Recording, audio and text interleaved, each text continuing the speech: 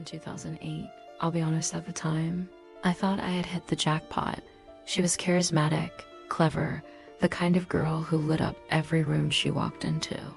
We clicked on everything: interests, goals, music, even the dumb stuff like how we both hated olives and believed Mario should never lose a race.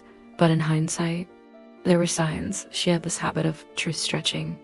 Nothing huge, just enough to make herself look good. Her best friend even warned me about it once. Said something like, she just needs to feel important all the time. I brushed it off. We all have quirks, right? Well, her quirk turned into a crater. 8 years later, we got married. May 2016. Everything seemed perfect. Then, in just 1 year, the world flipped. Her mom passed away, devastating. She unknowingly stopped taking her antidepressants.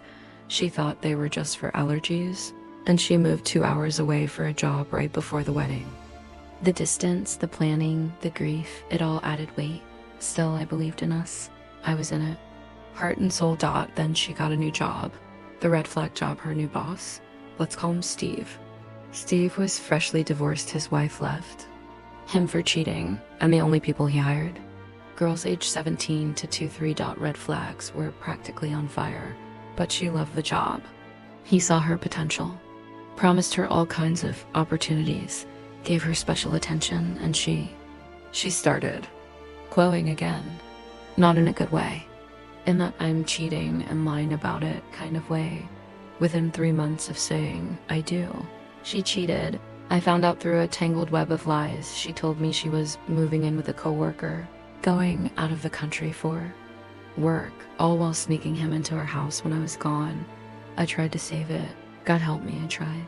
But honestly, I shouldn't have. The emotional fallout. Have you ever looked at someone you love, like truly loved, and realized you have no idea who they are? That was me. I was angry, sure. But more than anything, I felt stupid. Like the butt of some cosmic joke. We were married. All her stuff was in my house. Her furniture, her clothes. Every last thing that made her feel at home. And suddenly, my house felt like a crime scene.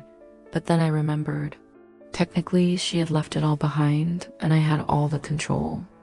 The revenge begins now. I wasn't going to do anything illegal.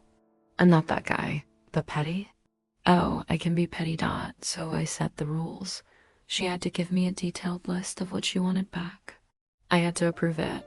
She'd tell me when she was coming, and she could only bring one person. That one person, her dad. I gathered every item she listed, every single one, and I placed them carefully in our sunroom. Now, you need to understand the setup.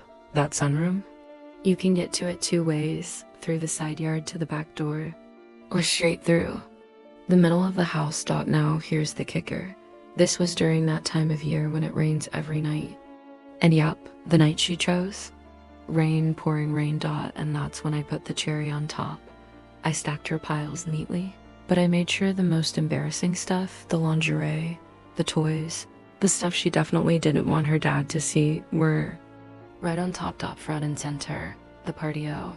But I wasn't done. That same night, I threw a dinner party. Not just any party, a reunion of all the people she had burned during her betrayal.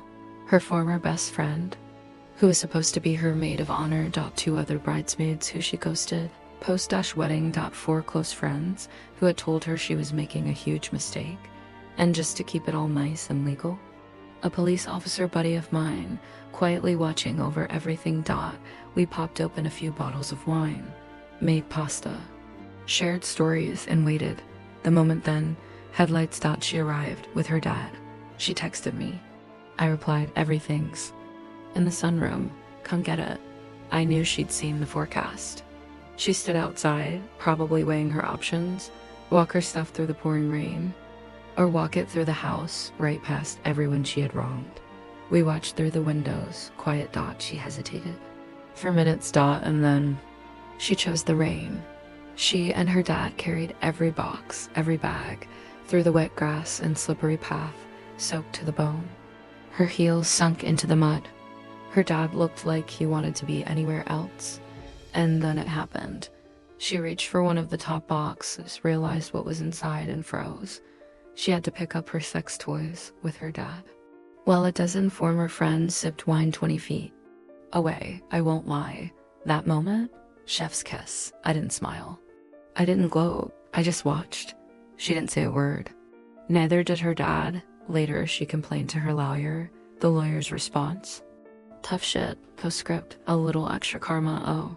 And one last twist. A few weeks later, Steve's ex-wife reached out to me. Turns out she wasn't sure if I even knew about the affair. We talked, shared stories, bonded. In a weird way. One night, yeah, it happened. We hooked up.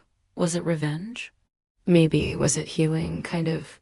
But we both realized pretty quickly it was just too weird. Too messy. Still, can't say I regret it. Climactic revenge payoff. 11:30 to 12:30. She thought she could cheat and lie and walk away untouched. Instead, she had to carry every shame-soaked memory of our marriage through a storm, literally and metaphorically. She got soaked in regret and humiliated in front of the people who once loved her most. She lost her friends, her dignity, and her pride, just so she wouldn't have to walk through the people she betrayed. She thought she could lie her way out of consequences. But karma? Karma doesn't miss G. Reflective wrap-up, 12:30 to 12:50. Sometimes revenge isn't about cruelty. It's about closure. It's about reclaiming your dignity when someone tries to take it from you. It's about reminding the world and yourself that you are not the one to walk over. Outro call to action, 12:50 to 13:15. If this story gave you chills or even just a smug little smile, go ahead and smash that like button. Drop a comment and tell us, what's the most satisfying revenge you've ever witnessed? And of course, subscribe for more stories where karma hits hard.